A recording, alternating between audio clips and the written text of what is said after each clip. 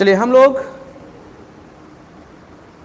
Math session में आज का पहला क्वेश्चन लेते हैं और पहला क्वेश्चन आपके सामने है।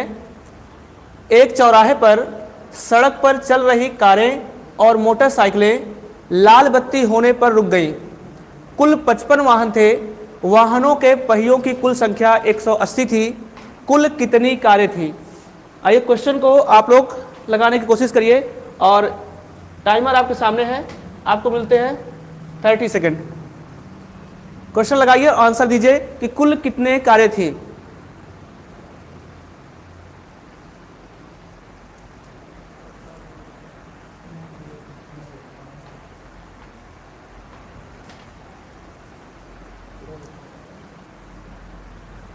चलिए समय आपका समाप्त होता है, 30 सेकेंड। आइए सॉल्व करते हैं हम लोग क्वेश्चन को। देखिए क्वेश्चन है आपका कि एक चौराहे पर सड़क पर चल रही कारें और मोटरसाइकिलें लाल बत्ती होने पर रुक गई। अब ध्यान समझिए ऐसे क्वेश्चंस को कैसे करते हैं। देखिए जितने टोटल वाहन हैं, कुल वाहनों की संख्या 55 है, तो यहां पे आप लिखिए 55। टोटल जितने वाहन है कुल मिला के 55 है। इस 55 में उसने बोला कि एक तो मोटरसाइकिल है और दूसरा एक मोटरसाइकिल है और क्या है, एक कार है, और लास्ट में उसने पूछा कुल कितने कारें हैं। आइए देखते हैं। तो अगर कुल वाहनों की संख्या 55 है तो मान लीजिए इसमें कार आपकी कितनी है, कार की संख्या x है। अगर कार की संख्या x, 55 में कारों की संख्या x हो गई, तो जो मोटरसाइकिल होगी, मोटरसाइकिल जो होगी, इस मोटरसाइकिल की संख्या जो होगी वो 55 माइनस x होगी। टोटल वाहन 55, उसमें से अगर x कारें हैं तो 55 माइनस x होंगी मोटरसाइकिल। अब यहां समझिए एक चीज कि जो कार होती है उस कार में, देखिए यहां पे बोला गया है कि कुल पहियों की संख्या 180 है, तो कार में कुल पहियों की संख्या होती है 4, तो कार में आप 4 का मल्टीप्लाई कर दीजिए। और मोटरसाइकिल में कुल पहियों की संख्या होती है 2, तो इस मोटरसाइकिल में आप 2 का मल्टीप्लाई कर दीजिए। तो कार के कुल पहियों की संख्या प्लस मोटरसाइकिल के कुल पहियों की संख्या, इन दोनों को आप ऐड करेंगे तो आपको क्वेश्चन में दिया गया है ये कुल मिलाकर के 180 है। अब इसको सॉल्व करके आप यहाँ से x की वैल्यू निकाल लीजिए, तो ये आपका आ गया 4x प्लस ये 110 माइनस 2x इक्वल टू 180। इसको सॉल्व कर रहे होंगे तो ये 2x इक्वल टू 110 को उधर ट्रांसफर करेंगे आप, ये हो जाएगा 70 और यहाँ से x की वैल्यू आ जाएगी 35। चूंकि आपने x को ही माना था कारों की संख्या और क्वेश्चन में आपसे पूछ रहा है कुल कितने कारें हैं, तो x की वैल्यू आ गई 35, तो राइट आंसर आपका हो गया ऑप्शन नंबर ए। तो कुल मिलाकर के उसमें 35 कारें हैं और अगर 55 में से आप 35 माइनस कर देंगे तो 20 आपकी मोटरसाइकिलों की संख्या आ जाएगी। Vikas Kumar 35, Shashi Shekhar option number A, Vikas Sharma, जय हिंद। चलिए जय हिंद। आइए आप लोग सेशन को जल्दी जल्दी शेयर करिए और भी दोस्तों को जोड़िए और हम लोग दूसरे क्वेश्चन को चलते हैं। अगले क्वेश्चन पे आइए। चलिए अगला क्वेश्चन है आपके सामने कि 4 घंटियां हैं जो 4, 6, 8 और 14 सेकंड के अंतराल पर बजती हैं, वे चारों इकट्ठी 12 बजे बजना प्रारंभ करती हैं। किस समय वे फिर से इकट्ठा बजेंगी? क्वेश्चन को लगाने की कोशिश करिए, आपको 30 सेकंड मिलते हैं। चलिए क्वेश्चन का आंसर दीजिए, 30 सेकंड आपको टाइम मिलता है। तब तक मैं आपके कमेंट लेता हूं। यहां पे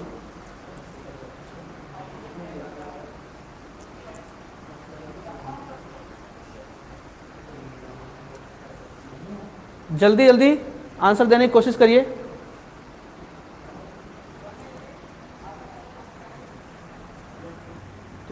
चलिए टाइम आपका खत्म होता है।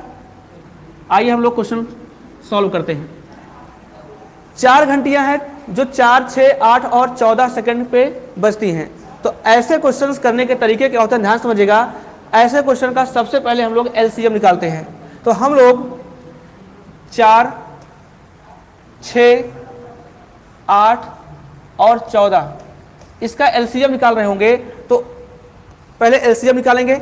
ये एलसीएम निकालने का बेसिक तरीका है, दूसरा तरीका भी आपको पता होगा जो क्लास में बताया गया है।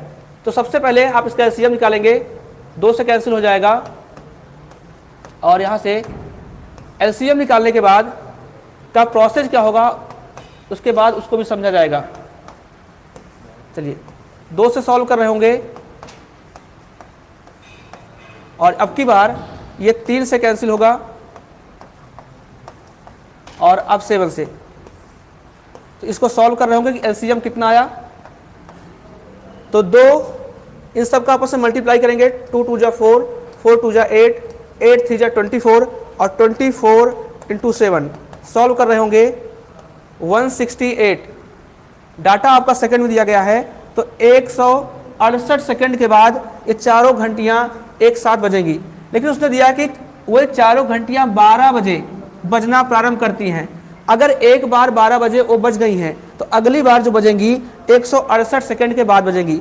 तो 12 बजे में आप 168 सेकंड को जोड़ देंगे।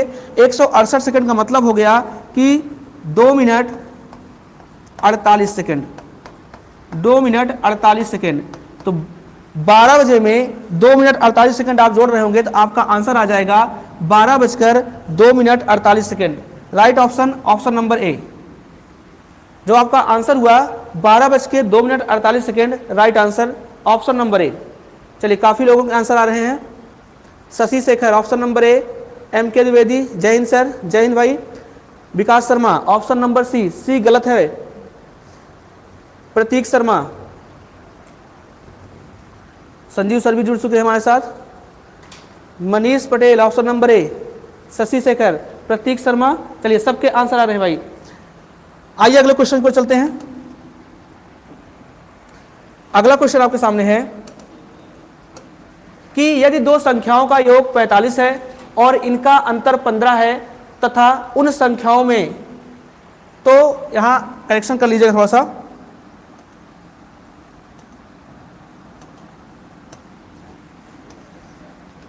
तो उन संख्याओं में निम्नलिखित अनुपात होगा। जो भी संख्याएं हैं उनमें अनुपात क्या होगा। तो अगर 2 संख्याएं मान लीजिए तो पहले आपको क्वेश्चन लगाने के लिए टाइमिंग दी जाती है। चलिए टाइम आपका स्टार्ट होता है, आपको मिलते हैं 30 सेकंड। चलिए आंसर दीजिए। MK द्विवेदी ऑप्शन नंबर ए, हाँ ऑप्शन नंबर ए। अंकित मिश्रा जय हिंद, जय हिंद भाई। Deepti Mishra good afternoon sir, चलिए गुड आफ्टरनून। चलिए आंसर दीजिए इस क्वेश्चन का। चलिए टाइम आपका समाप्त होता है। आइए क्वेश्चन सॉल्व करते हैं हम लोग। 2 संख्याएं हैं। देखिए अगर मान लीजिए पहली संख्या आपकी x है और दूसरी संख्या मान लीजिए आपकी y है, तो उसने बोला कि दोनों संख्याओं का जो सम है वो 45 है। तो x प्लस वाई की वैल्यू आपको 45 दी गई है और दूसरा दिया गया है कि दोनों संख्याओं का जो डिफरेंस दिया गया है वो 15 दिया गया है। तो यहां से x माइनस वाई की वैल्यू आपको दी गई 15। अब इन दोनों को आप सॉल्व करेंगे। जैसे इन दोनों को आप माइनस कर रहे होंगे, y से y कैंसिल होगा, ये 2x की वैल्यू आ जाएगी कितना 60। दोनों को ऐड कर लेंगे। मान लीजिए इक्वेशन नंबर 1 है और ये इक्वेशन नंबर 2 है। दोनों इक्वेशन को आप ऐड कर रहे होंगे, ये 2x इक्वल टू 60 आ गया। तो यहाँ से x की वैल्यू आप निकाल रहे होंगे, x की वैल्यू आ गई 30। अब अगर x की वैल्यू 30 आ गई तो x की वैल्यू उठा करके चाहे आप इक्वेशन नंबर 1 में रख दीजिए या फिर इक्वेशन नंबर 2 में रख दीजिए। तो अगर x की वैल्यू आप इक्वेशन नंबर 1 में रखेंगे 30 प्लस वाई इक्वल टू 45, तो यहाँ से y की वैल्यू जो आ जाएगी ये 15 आ जाएगी। अगर y की वैल्यू 15 आ गई तो आपसे पूछा कि दोनों संख्याओं में अनुपात क्या होगा, x रेशियो y आपसे पूछा है। तो x की वैल्यू 30 दी गई है, y की वैल्यू 15, कैंसिल कर रहे होंगे 2:1। ऑप्शन नंबर डी 2:1 इस क्वेश्चन का राइट आंसर आ गया। चलिए Ankit Mishra option number C, option number C wrong है। 2:1 2:a राइट आंसर है। अभिषेक पाल डी 100%, हाँ बिल्कुल राइट आंसर। प्रतीक शर्मा ऑप्शन नंबर डी। चलिए काफी लोगों के आंसर आ रहे हैं। ऑप्शन नंबर सी वाले गलत हैं, option number D right answer है। चलिए आइए हम लोग अगले क्वेश्चन की ओर चलते हैं।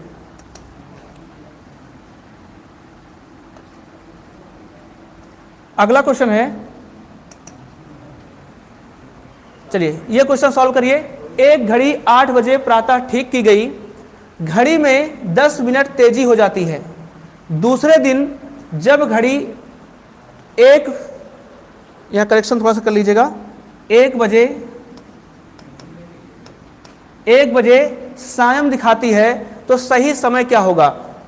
चलिए क्वेश्चन लगाइए और क्वेश्चन के लिए मैं आपको टाइमिंग देता हूं 30 सेकेंड।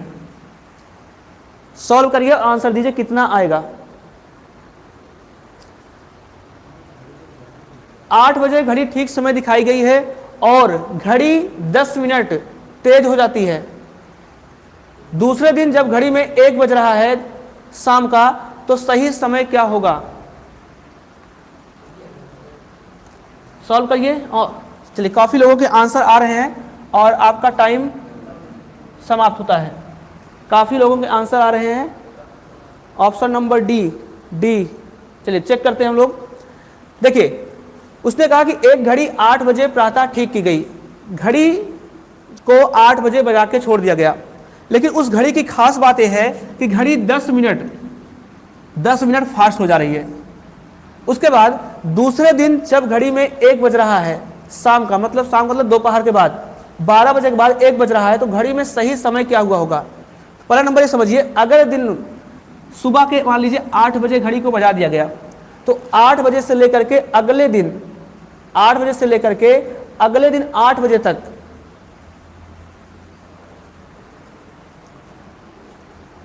क्वेश्चन में कुछ करेक्शन है। यहाँ पे क्वेश्चन आप करेक्शन कर लीजिएगा। घड़ी में 10 मिनट तेज हो जाती है। अच्छा दूसरे दिन लिखा गया है यहाँ पे, चलिए दूसरा दिन लिखा हुआ है। तो देखिए ध्यान से, सुबह 8 बजे से लेकर के अगले दिन सुबह 8 बजे तक कुल मिला के 24 घंटे होंगे, और उसके बाद फिर 8 बजे से दोपहर का 1 बजे तक आप देखेंगे तो कुल मिला के 5 घंटे होंगे। तो इस तरह से देखा जाए 8 बजे से 8 बजे तक 24 घंटे और प्लस 8 बजे से 1 बजे तक कुल मिला के 29 घंटे हो जाएंगे। क्वेश्चन में जब तक की टाइमिंग पूछ रहा है ये 29 घंटे की बात कर रहा है, और क्वेश्चन में ये बोला जा रहा है कि ये जो घड़ी है आपकी ये 24 घंटे में 10 मिनट तेज होती है। एक करेक्शन यहाँ पे आपको करना पड़ेगा थोड़ा सा। 24 घंटे में घड़ी, लैंग्वेज गलत है इसकी थोड़ा सा, 24 घंटे में ये घड़ी 10 मिनट फास्ट होती है, ये करेक्शन आप कर लीजिएगा। 24 घंटे में घड़ी 10 मिनट फास्ट होती है, ये करेक्शन यहाँ पे कर लीजिएगा थोड़ा सा। तो देखिए ध्यान से, तो 24 घंटे में जो घड़ी है, 24 घंटे में एक घड़ी फास्ट कितना होती है, 10 मिनट होती है। अगर 24 घंटे में 10 मिनट घड़ी फास्ट होती है तो यहां से 1 घंटे में कितना फास्ट होगी, 1 घंटे में, तो आप कहेंगे कि 10/24 10/24 मिनट फास्ट हो जाएगी। और उसने पूछा कितना है, 29 घंटे में, क्योंकि 8 बजे से लेकर के अगले दिन 1 बजे तक, तो 29 घंटे में कितना फास्ट होगी। और आपको अगर 29 घंटे का निकालना है कि 29 घंटे में कितना फास्ट हो जाएगी, तो 10/24 इंटू 29, इसको सॉल्व कर रहेंगे। ये 5 बार में कैंसिल हो जाएगा और ये 12 बार में कैंसिल हो जाएगा। 29 पंचे सॉल्व कर रहे होंगे 145, और यहाँ पे 12 से डिवाइड कर रहे होंगे, ये क्या इसको कैंसिल करेंगे, 12 पॉइंट समथिंग आएगा, 12 पॉइंट समथिंग मतलब 12 दशमलव कुछ मिनट आएगा। इतना फास्ट हो रही है। अब अगर फास्ट हो रही है तो आपको बताना है कि सही समय क्या है। सही समय क्या है तो आप बताइए। अगर मान लीजिए 1 बजा है, 1 बजे जब टाइम अगले दिन 1 बज रहा होगा और घड़ी 12 मिनट कुछ सेकंड फास्ट हो गई है, तो सही टाइम क्या होगा। आप 1 बजे से लेकर के 12 मिनट कुछ सेकंड माइनस करना है आपको। तो 1 का मतलब यहाँ पे होता है, क्योंकि देखिए सारे के सारे ऑप्शन 12 में दिए गए हैं या फिर 4 में दिए गए हैं, तो 1 का मतलब होता है घड़ी की भाषा में 13। तो 13 का मतलब होता है, आप इसको लिख सकते हैं 12 मिनट या 12 घंटा 60 मिनट। 1 बजे का मतलब होता है 12 घंटे 60 मिनट। और आपको देखिए जब 1 बज रहा है तो घड़ी में 12 मिनट फास्ट हो गई है, तो यहाँ से आप 12 मिनट माइनस कर दीजिए। 12 घंटे 60 मिनट से आप 12 मिनट माइनस कर रहे होंगे, तो इसका जो आंसर आएगा 12:48 मिनट। तो घड़ी का जो राइट टाइम होगा 12:48 मिनट, ऑप्शन नंबर बी 12:48। चलिए काफ़ी लोग आंसर आ रहे हैं।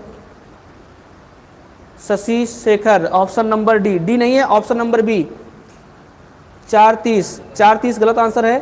Shivam Jaiswal option number B, Pawan Verma option number B. चलिए सबके आंसर आ रहे हैं, option number B right answer है। आइए अगले क्वेश्चन की ओर। चलिए सिंपल सा क्वेश्चन है, आप इसके लिए टाइमिंग लीजिए। चलिए समय स्टार्ट होता है आपका, आपको मिलते हैं 30 सेकंड। आंसर दीजिए कितना आएगा इसका।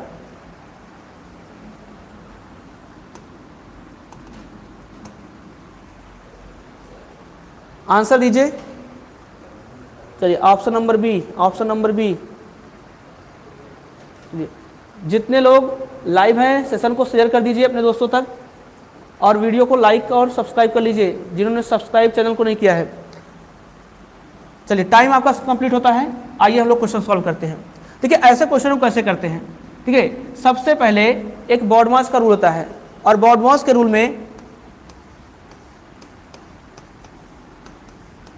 सबसे पहले हम ब्रैकेट को सॉल्व करते हैं, फिर ऑफ को, फिर डिवाइड को, फिर मल्टीप्लाई को, फिर ऐड को, फिर सब्ट्रैक्शन को। तो यहाँ पे ध्यान रखिएगा, यहाँ पे केवल दो ही चीज़ है, एक आपका डिवाइड है और एक आपका मल्टीप्लाई है।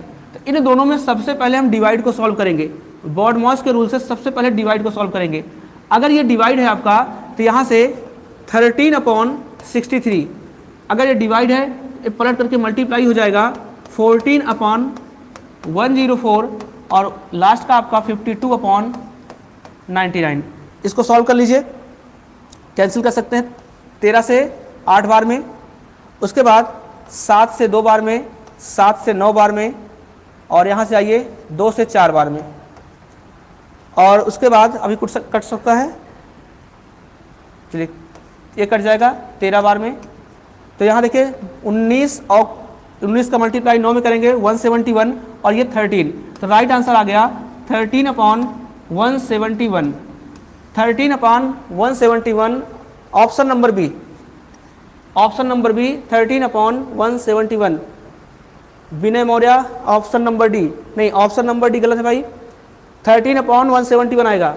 Manish Patel option number B, Pawan Verma B, Prashant Maurya B, Prateek Sharma. चलिए सबके राइट आंसर आ रहे हैं। जिनका ऑप्शन गलत है ऑप्शन नंबर डी वो सुधार लीजिए, option number B right answer है। आइए अगले क्वेश्चन की ओर।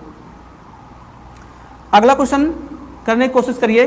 क्वेश्चन कह रहा है कि एक परीक्षा में आर्यन को 350 अंक और विद्या को 76% अंक मिले हैं। यदि विद्या को आर्यन से 296 अंक अधिक मिले हैं तो इस परीक्षा में अधिकतम अंक कितने थे। क्वेश्चन को सॉल्व करिए, और आपका टाइम स्टार्ट होता है अब 30 सेकंड।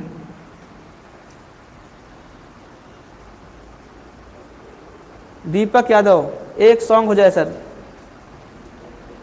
चलिए हो जाएगा भाई, पहले आंसर दीजिए, सेशन खत्म होने दीजिए, और वीडियो को ज़्यादा से ज़्यादा शेयर करिए, सॉन्ग हो जाएंगे। चलिए क्वेश्चन नंबर, इस क्वेश्चन का आंसर दीजिए कितना आएगा, और ज़्यादा से ज़्यादा शेयर करिए वीडियो को। चलिए टाइम आपका खत्म होता है। कितने लोगों के आंसर आ गए। बी ही होगा सर, भरत डेंडोर ऑप्शन बी। चलिए आइए क्वेश्चन सॉल्व करते हैं। क्वेश्चन में बोला गया कि आर्यन और विद्या दो लोग हैं, ध्यान समझिए। एक आर्यन है और एक है विद्या। तो उसने कहा कि आर्यन को 350 अंक, आर्यन 350 अंक पाता है और विद्या को 76% अंक मिलते हैं, तो 76% अंक मिलते हैं विद्या को। उसने कहा यदि विद्या को आर्यन से 296 अंक अधिक मिलता है तो आप पहले बताइए परीक्षा में कितने अंक थे। तो मान लीजिए कि परीक्षा में जो अंक की कुल संख्या थी, कुल अंक मान लीजिए x थे, कुल अंक आपके x थे, और इस x का 76% पाया कौन, विद्या 76%, और 350 अंक कौन पा रहा है, आर्यन। तो इन दोनों का जो डिफरेंस है, क्योंकि जो विद्या का अंक है वो ज़्यादा है किससे, आर्यन से, इन दोनों का डिफरेंस इक्वल टू कितना, प्रश्न बोला रहा है कि आर्यन से 296 अंक अधिक है। इसको सॉल्व कर लीजिए। इसको आप सॉल्व कर रहे होंगे तो आप देखिए 4 से काटेंगे 19 बार में, 4 से काटेंगे 25 बार में, ये आ गया 19x अपॉन 25, इसको इधर ले जाके आप ऐड कर रहे होंगे तो 350 और 296 आप ऐड करेंगे, ये आपका 6 हो गया, ये 9 5 14 कैरी 1 आ गया, 3 2 5 1 6, तो 646 आ गया। अब यहाँ से देखिए आप इसको कैंसिल कर सकते हैं, x equal to 646 into 25 upon 19, solve कर रहे होंगे 3 बार में 19 357, और यहाँ पे 7 चला जाएगा, 19 चौके 76, 34 गुणे 25, और 34 गुणे आप 25 कर रहे होंगे, 25 का 4 में मल्टीप्लाई करेंगे 100, कैरी आपका 10 आ गया, 25 3 75 और 10 85। तो राइट आंसर आपका परीक्षा में जो कुल अंक हैं, अधिकतम अंक हैं, ये कुल x आपने माना था, तो कुल अंकों की संख्या 850, तो right answer option number C, B होगा। नहीं, बी गलत है भाई, ऑप्शन नंबर सी। चलिए अब सबके आंसर आने लगे, सॉल्व होने के बाद सबके आंसर आने लगे हैं। प्रतीक शर्मा 900, चलिए ऑप्शन, पवन वर्मा, दीपक यादव, नहीं होगा सर जी, नहीं होगा सर जी, मतलब फिर से अपना कमेंट लिखिए आप। आइए आगे अगले क्वेश्चन की ओर। अगला क्वेश्चन लीजिए। अगला क्वेश्चन कह रहा है कि 855 उम्मीदवारों ने एक नौकरी के लिए अर्जी दी, इसमें से 80% को नहीं चुना गया, इस नौकरी के लिए कितने उम्मीदवार चुने गए थे? इस क्वेश्चन का आंसर दीजिए और आपका टाइम स्टार्ट होता है अब।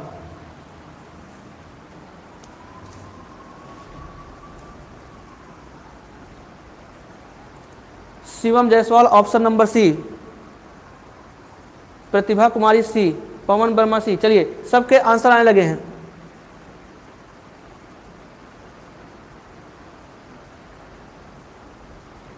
पहले आंसर दे लीजिए दीपक यादव जी, सॉन्ग होते रहेंगे। चलिए टाइम आपका कंप्लीट होता है। देखिए 855 उम्मीदवारों ने एक नौकरी के लिए अर्जी दी, इसमें से 80% को नहीं चुना गया। तो अगर मान लीजिए कुल उम्मीदवारों की संख्या 100% थी, तो 100% में अगर 80% को नहीं चुना गया, मतलब 20% को चुना गया है, तो 855 का 20% आप निकाल लीजिए। 855 का 20%, तो 855 का अगर आप 20% निकाल रहे होंगे, इसको सॉल्व कर लीजिए। 20% मतलब 1/5, इसको कैंसिल कर रहे होंगे 17 बार में, एक बार में, तो राइट आंसर 171, मतलब उसमें से 171 लोगों को चुना गया है। Right answer 171, option number D. Ayush Maurya option number D. Song ही सुनने आए हैं। आइए अगले क्वेश्चन पे। अगला क्वेश्चन लीजिए। अगला क्वेश्चन है कि ए का जन्म बी से 5 वर्ष पहले हुआ था, बी की आयु सी से 4 वर्ष अधिक और डी से 3 वर्ष कम है। यदि इस समय ए की आयु 17 वर्ष है तो डी की आयु क्या है? चलिए आंसर दीजिए और आपका टाइम स्टार्ट होता है 30 सेकंड का अब। आंसर दीजिए।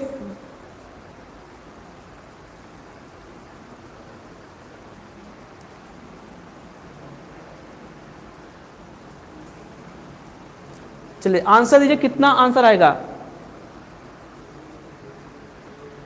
अभी आंसर दीजिए, आपकी सारी फरमाइशें पूरी होंगी, पहले आंसर दीजिए।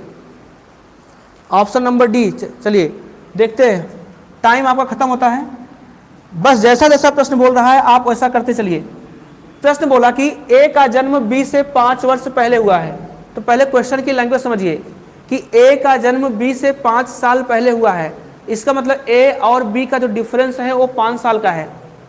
ए का जन्म बी से 5 साल पहले हुआ है, मतलब ए और बी का जो डिफरेंस है वो 5 साल का है। उसके बाद बोला कि बी की आयु सी से 4 वर्ष अधिक है। बी की आयु सी से 4 वर्ष अधिक है, मतलब बी और सी का डिफरेंस कितना है? ये भी 4 वर्ष है। और फिर बोला और डी से 3 वर्ष कम है। यहां पे बी की ही बात कर रहा है, याद रखिएगा। कह रहा है कि बी की आयु सी से 4 वर्ष अधिक है और डी से 3 वर्ष कम है, मतलब बी की आयु डी से 3 वर्ष कम है, मतलब डी और बी का डिफरेंस यहां पे कितना है? वो 3 वर्ष का है। जितना क्वेश्चन बोला गया था वो कंप्लीट हो गई इंफॉर्मेशन। ए और बी का डिफरेंस 5, बी और सी का डिफरेंस 4, डी और बी का डिफरेंस 3। अब उसने बोला कि अगर इस समय ए की आयु 17 वर्ष है, तो ए की आयु 17 वर्ष, तो जहां पे ए है आप ए की वैल्यू रख दीजिए।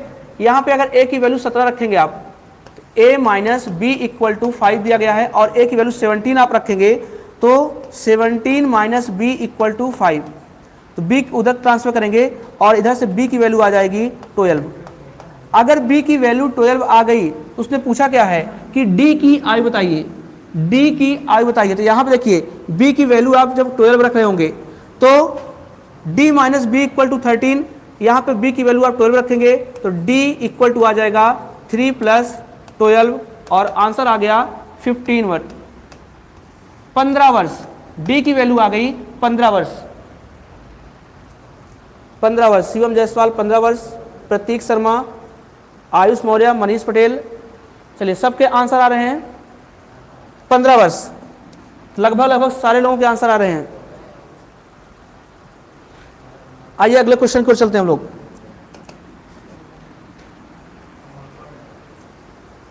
प्रतिभा कुमारी, ऑप्शन नंबर बी। देखिए मैथ्स की क्लास आपकी 3 दिन चलती है, Thursday, Friday, Saturday. Non tech की क्लास फ्री ऑफ कॉस्ट है। यहाँ पे ज़्यादा से ज़्यादा दोस्तों को आप जोड़िए अपने, और उसके बाद कल प्रैक्टिस होगी। कल से आपको जो पीपीटी मिलेगी वो पीपीटी आपको इंग्लिश और हिंदी दोनों में मिलेगी, और कल एक स्पेशल टॉपिक आपका होगा सीआई और एसआई का प्रैक्टिस, कंपाउंड इंटरेस्ट और सिंपल इंटरेस्ट का प्रैक्टिस यहाँ पे कराया जाएगा 1 बजे। ज़्यादा से ज़्यादा लोगों को आप लोग जोड़िए। आइए अगले क्वेश्चन की ओर। क्वेश्चन दिया गया है, इस क्वेश्चन को लगाने की कोशिश करिए। क्वेश्चन कह रहा है कि संख्या 5, 4, 6, 3, 8 में प्रत्येक विषम अंक में से एक घटा दिया जाए, और प्रत्येक विषम अंक से एक घटा दिया जाए, और प्रत्येक सम अंक में एक जोड़ दिया जाए, तो नई संख्या के अंकों के योग निम्नलिखित में से क्या होगा। चलिए आपका टाइम स्टार्ट होता है अब। आंसर दीजिए कितना आएगा। संख्या एक सामने दी गई है, जो इसमें ऑड नंबर लिखा गया है उसमें से एक घटाना है आपको, और जो इसमें इवन नंबर दिया गया है उसमें एक जोड़ना है और बताना है कितना आएगा। ऑप्शन नंबर सी काफी लोग दे रहे हैं। चलिए अभी सॉल्व करते हैं, देखा जाएगा कितना आएगा।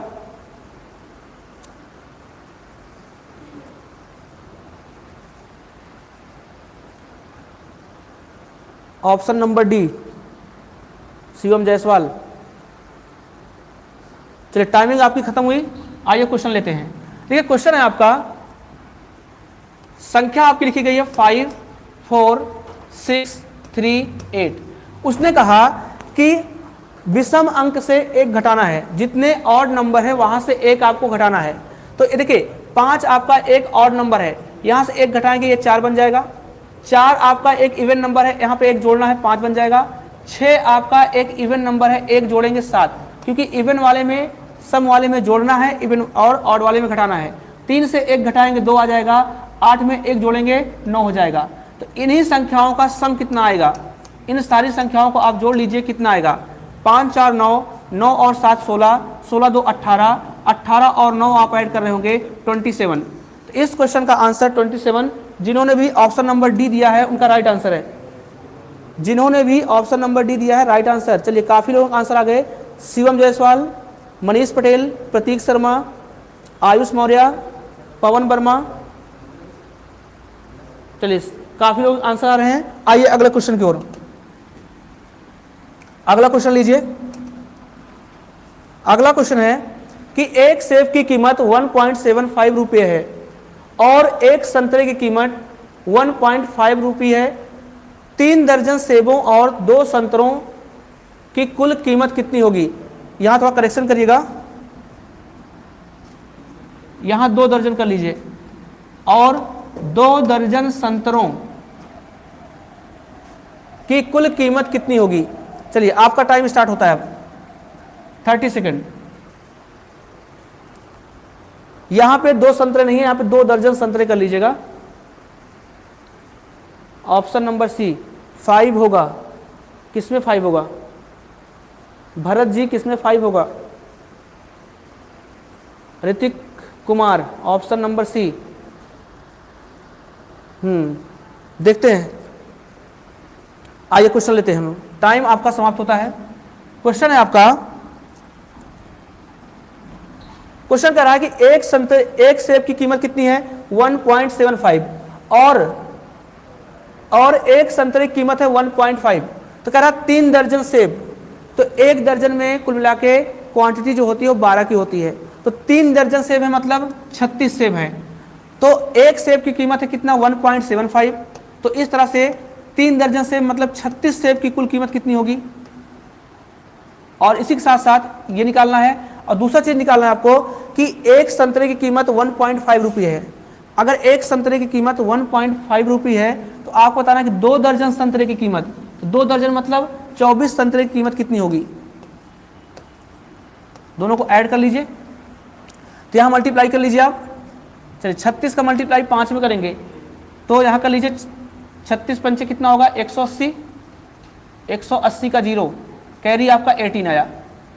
और इधर देखिए 36 का आप साथ में मल्टीप्लाई करेंगे तो 36 सत्ते कितना हो गया 252, 208 हो गया, इधर 216। तो इसको मल्टीप्लाई करेंगे 7 छंग 42, 216, उसके बाद 16 और 7 23, 33 और 10 43, 10 53, और यहाँ पे आपका आ गया कितना 253, 25 आ गया। और यहाँ कर लीजिए 36 से कम 36 और 36 और 25 यहाँ पे ऐड कर लीजिए आप। 36 और 25 तो 36 5 41, 10 51 और 10 61, कितना आ रहा है एक बार कैलकुलेशन चेक कर लीजिए। और यहाँ देखिए 24 पंचे 120, 0 कैरी आपका 12 आ गया। और 24 से कम 24 और 24 में 12 का मल्टीप्लाई करेंगे, 12 आप ऐड कर लेंगे, 24 और 12 करेंगे 36, ठीक है। तो एक बार एक हाथ, अच्छा 36 से कम 36 हो गया और इसका 75 और ये यहाँ पे 63 हो जाएगा।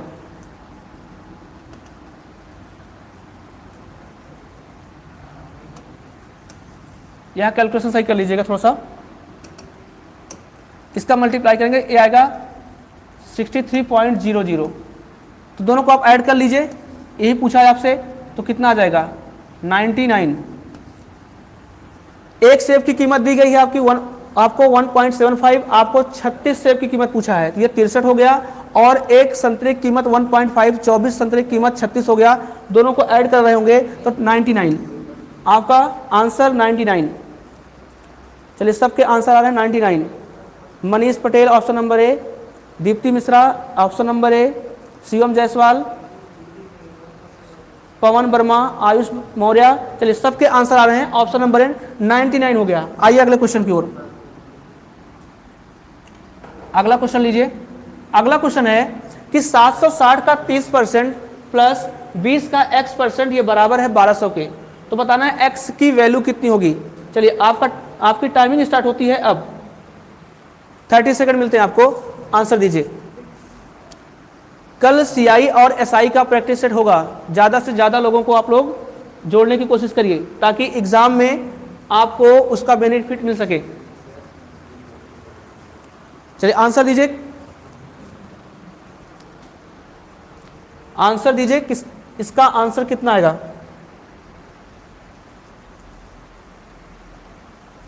चलिए टाइम आपका समाप्त होता है, तब तक मैं आपके कमेंट लेता हूं।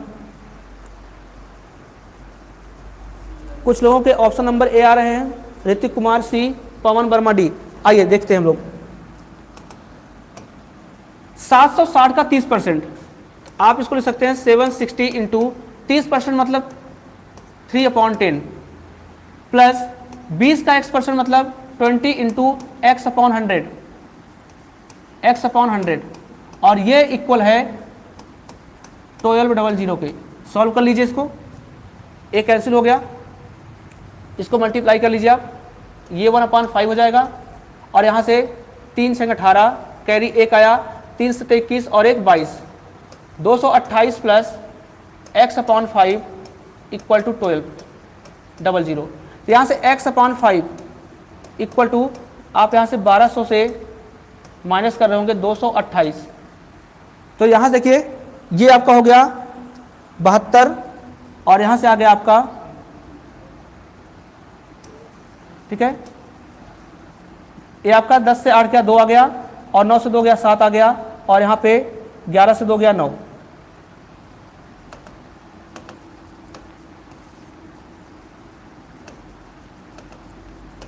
$972। अब यहां से आप मल्टीप्लाई कर लीजिए,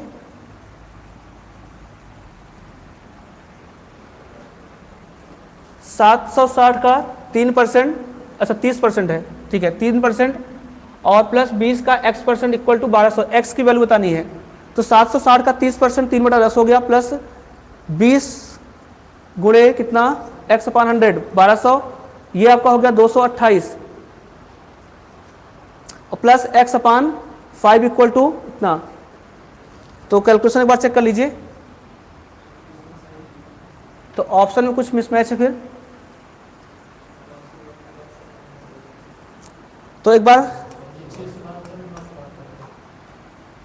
तो 972 तो है, चलिए देखते हैं। ये आ गया आपका 972 इंटू 5।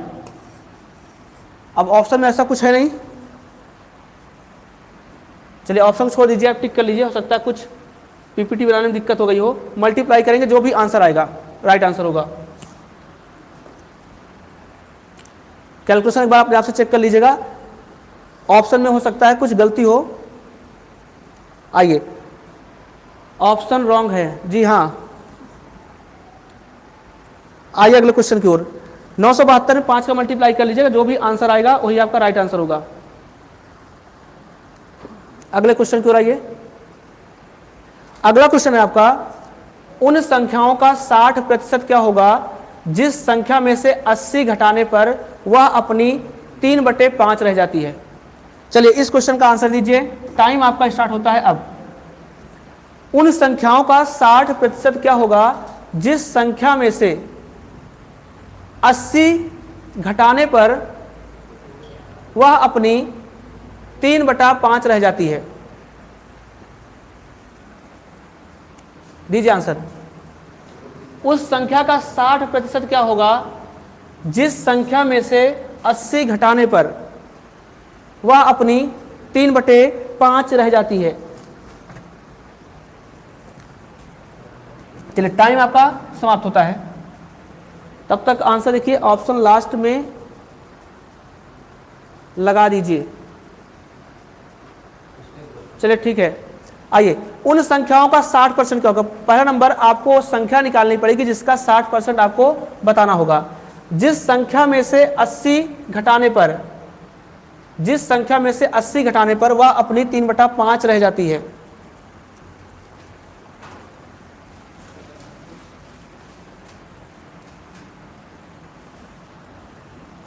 चलिए दीजिए आंसर, तब तक आंसर दीजिए।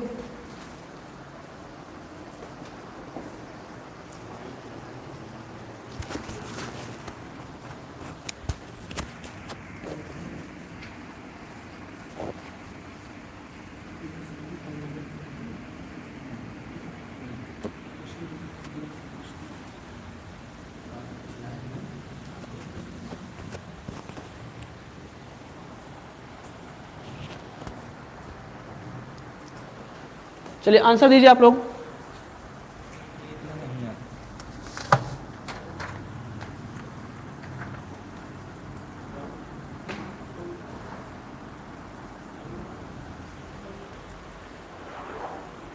कितने लोगों का आंसर आ रहे हैं? पवन वर्मा ए, आयुष मौर्य सी, ए सी कर रहे हैं। चलिए देखते हैं। आइए संख्या बतानी है आपको। मान लीजिए संख्या आपकी x है, संख्या आपकी अगर x है, क्या देखिए अब कह रहा है कि क्या होगा जिस संख्या में से 80 घटाने पे, अगर मान लीजिए संख्या x है तो इस संख्या में से अगर हम 80 घटा दें तो यह संख्या अब अपनी 3/5 बचती है, मतलब संख्या का 3/5 बचती है। तो यहां से 3x/5। एक बार इसको फिर से समझिएगा कि अगर कह रहा है कि उन संख्याओं का 60% कितना होगा, मतलब आपको x की वैल्यू बतानी है, वह संख्या बतानी है जिसका 60% निकालना है जिस संख्या में से 80 घटाने पर। तो अगर मान लीजिए संख्या आपकी x है, x में से 80 घटा दें तो अब जो बचेगा उस संख्या का 3x/5 बचेगा। तो यहां से सॉल्व कर लीजिए, 80 को इधर ट्रांसफर कर लीजिए, x - 3x/5 इक्वल टू 80, और यहाँ से करेंगे आप 5x में 3x गया, 2x/5 इक्वल टू 80, इसको सॉल्व कर रहे होंगे, ये आपका आ गया 40 बार में, और x की वैल्यू आ गई 200, और x की वैल्यू अगर 200 आ गई तो इस 200 का 60% आपको निकालना है, तो 200 का 60% आप निकाल लीजिए 60/100, और आंसर आ गया 120। Right answer is 120, option number A. 140 गलत है, Prateek Sharma 120 right answer, Dipti Mishra option number A, Ritik Kumar option number A, Prateek Sharma, Pawan Verma, चलिए सबके आंसर आ रहे हैं ऑप्शन नंबर ए। आइए अगला क्वेश्चन लेते हैं, अगला क्वेश्चन आपका है, यदि चीनी की कीमत में 25% की वृद्धि हो जाए तो किसी गृहस्थ को चीनी की खपत में कितने प्रतिशत की कमी करनी पड़ेगी ताकि उसके चीनी का खर्च न बढ़े। चलिए क्वेश्चन लगाइए, आंसर दीजिए, और टाइमिंग आपकी स्टार्ट होती है अब। यदि चीनी की कीमत में 25% की वृद्धि कर दी जाए तो किसी गृहस्थ को चीनी की खपत में कितने प्रतिशत की कमी करनी पड़ेगी ताकि उसके चीनी का खर्च ना बढ़े। आंसर दीजिए, किसका कितना है भाई? Option number A. चलिए आंसर आने शुरू हो गए सबके। Pawan Verma, Shivam Jaiswal, Ayush Maurya 120, Dipti Mishra option A, Pawan Verma option A. चलिए सबके ऑप्शन ए आ रहे हैं, देखा जाता है कितना। देखिए ध्यान से, यदि चीनी की कीमत में 25% की वृद्धि कर दिया, किसी गृहस्थ को चीनी की खपत में कितने % की कमी करनी होगी। तो ध्यान समझिएगा, ऐसे क्वेश्चन जो होते हैं आपके वो मूल्य, मात्रा और खर्च पर आधारित होते हैं। मूल्य गुणे मात्रा बराबर खर्च होता है। Price into expenditure equal to price into consumption equal to expenditure. ये प्राइस हो गया, ये कंजम्पशन हो गया, और ये equal to expenditure. Price into consumption equal to expenditure, मूल्य गुणे मात्रा इक्वल टू खर्च होता है। इस पे बेस्ड क्वेश्चन ये वाले होते हैं।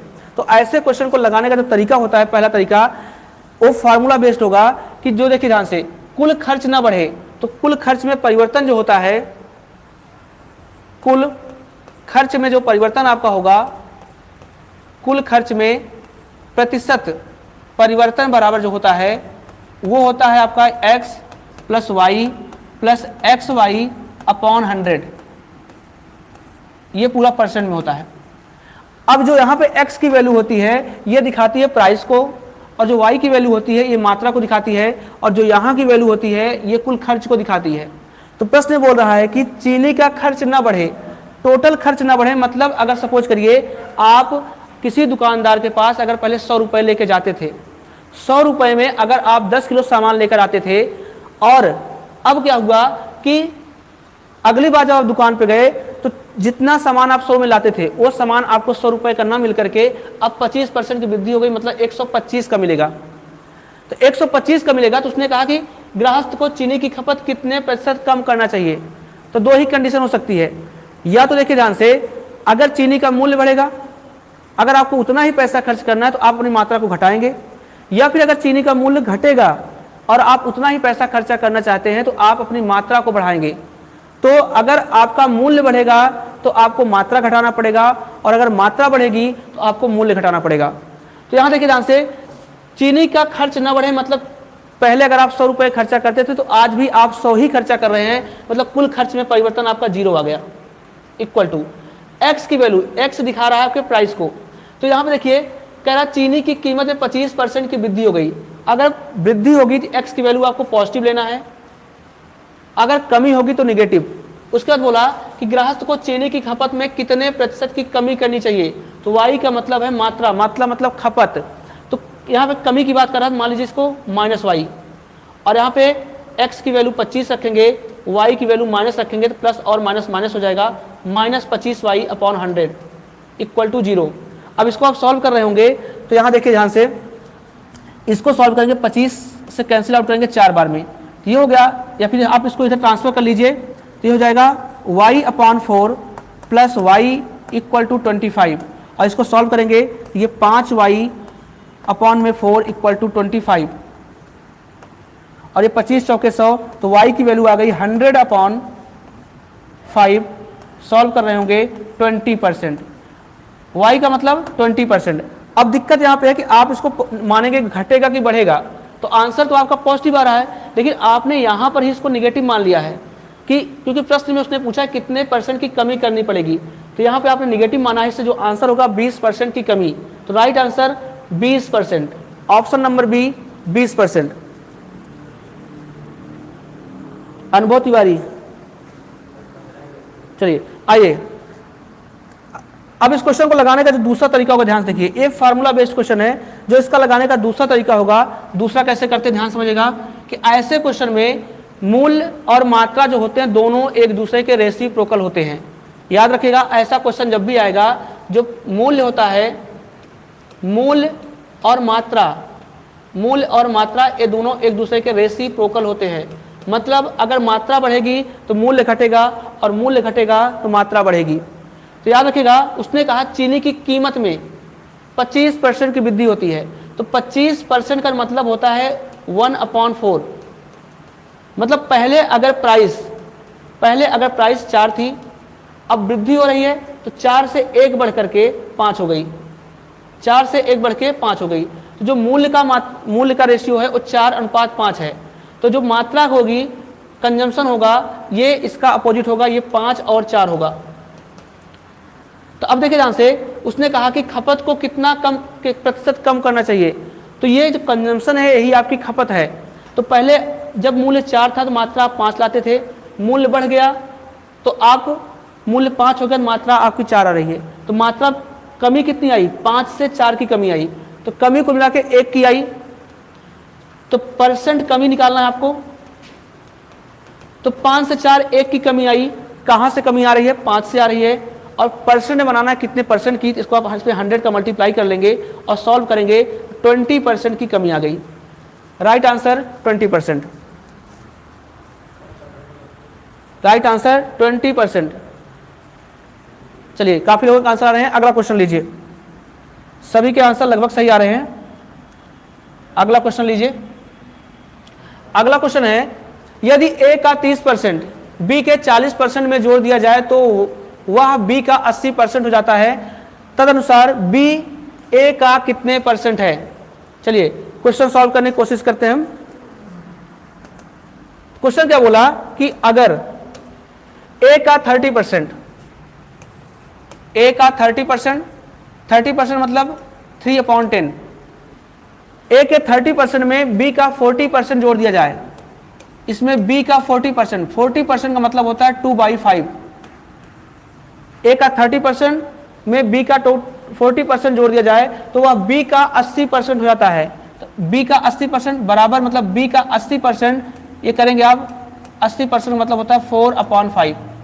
अब इसको आप सॉल्व कर लीजिए तो ये हो जाएगा 3A/10 इक्वल टू, इसको आप उधर ट्रांसफर कर रहे होंगे तो 4B/5 माइनस 2B/5, यहाँ से आ जाएगा 3A/10 इक्वल टू 2B/5। तो यहाँ कैंसिल कर लीजिए, 2 बार में कट गया, 2 का मल्टीप्लाई यहाँ हो जाएगा, 3 डिवाइड हो जाएगा नीचे आकर के। तो A बराबर आ गया, A बराबर आपका आ गया 4B/3, या फिर यहाँ से आप निकाल सकते हैं A/B। A/B की जो वैल्यू यहाँ से आ जाएगी वो आ जाएगी 4/3। A/B की वैल्यू आ गई 4/3। अब क्वेश्चन में बोला कि B जो है A का कितने % है, B A का कितने % है। देखिए ध्यान से, B की बात कर रहा है तो B को ऊपर रखेंगे, क्योंकि जिसकी तुलना करते हैं उसको ऊपर रखते हैं और जिससे तुलना करते हैं उसको नीचे रखते हैं। तो B की बात कर रहा है, B A का कितने % है, तुलना यहाँ पे A से की जा रही है, तो 3/4 कितना % है, 100 से मल्टीप्लाई कर दीजिए और सॉल्व कर रहे होंगे इसको, ये आ गया आपका 75%, 75% राइट आंसर, 75% राइट आंसर। चलिए विनय मौर्य, मनीष पटेल, रश्मि पांडे, पवन वर्मा। चलिए सबके ऑप्शन आ रहे हैं, 75% राइट आंसर। आइए अगले क्वेश्चन की ओर। अगला क्वेश्चन लीजिए। एक व्यक्ति 6 किलोमीटर प्रति घंटा की गति से स्थिर पानी में नाव चला सकता है। यदि धारा की गति 2 किलोमीटर प्रति घंटा हो तो धारा के विरुद्ध जाने में उसे एक खास दूरी तक धारा के साथ जाने की तुलना में 3 घंटे अधिक लगते हैं। तद अनुसार वह दूरी क्या है? आइए कॉन्सेप्ट समझिए। याद रखिएगा, धारा की दिशा में जो नाव की चाल होती है, धारा की दिशा में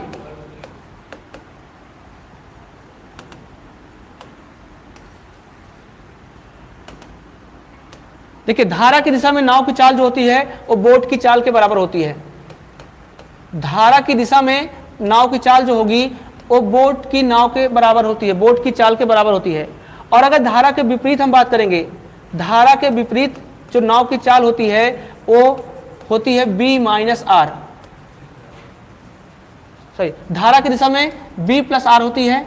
धारा की दिशा में नाव की चाल बोट की चाल और धारा की चाल के बराबर होती है। और धारा के विपरीत अगर बात करें नाव की चाल, तो बोट की चाल और आर धारा की चाल के माइनस के बराबर होती है।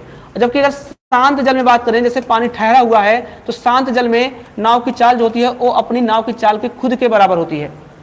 तो यहां बोला कुल दूरी कितनी है, कुल दूरी कितनी है? मान लीजिए कुल दूरी x है, कुल दूरी x है, और इस x दूरी को धारा की दिशा में जब चला जाएगा तो कुल जो समय लगेगा वो b प्लस आर होगा। दूरी बटे चाल ये समय होता है, दूरी बटे चाल। मान लीजिए कुल दूरी x है तो धारा की दिशा में जाने में b प्लस आर टाइम लगेगा, और अगर कुल दूरी x है तो धारा के विपरीत आने में टाइम जो लगता है वो b माइनस आर होगा। और इन दोनों का, क्योंकि दूरी बटे चाल, दूरी बटे चाल, इन्हीं दोनों का डिफरेंस दिया गया है 3। अब यहां से आपको b की वैल्यू देखिए ध्यान से, यहां दिया गया है कि एक व्यक्ति 6 किलोमीटर प्रति घंटा की गति से स्थिर पानी में, स्थिर पानी मतलब शांत जल में, शांत जल में नाव की चाल मतलब b का मान दिया गया है। तो b का मान आप रख सकते हैं आप, x अपान कितना 6 हो गया, प्लस, और धारा की गति r का मान दिया गया है, ये आपका b का मान दिया गया है और ये आपका r का मान दिया गया है। तो r का मान 2 रख दीजिए, माइनस x अपॉन 6 माइनस 2 कर लीजिए, इक्वल टू 3 कर लीजिए। यहां से x upon 8 minus x upon 4 equal to 3। इसको आप सॉल्व कर रहे होंगे, एलसीएम आपका 8 आ गया। तो इसको सॉल्व करेंगे, x minus 2x equal to 3 आ गया। और यहां से आप सॉल्व करेंगे, अच्छा 10 है, यहां पे यहां सही कर लीजिए, ये आपका 10 हो गया। तो एलसीएम आपका आ जाएगा, एलसीएम आपका 20 आ गया।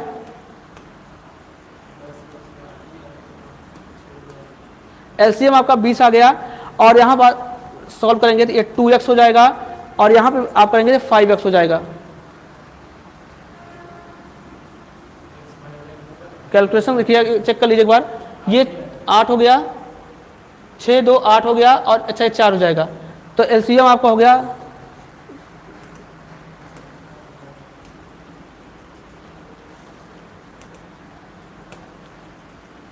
ये 8 हो गया, 4 हो गया। चलिए अब इसको सॉल्व कर लीजिए।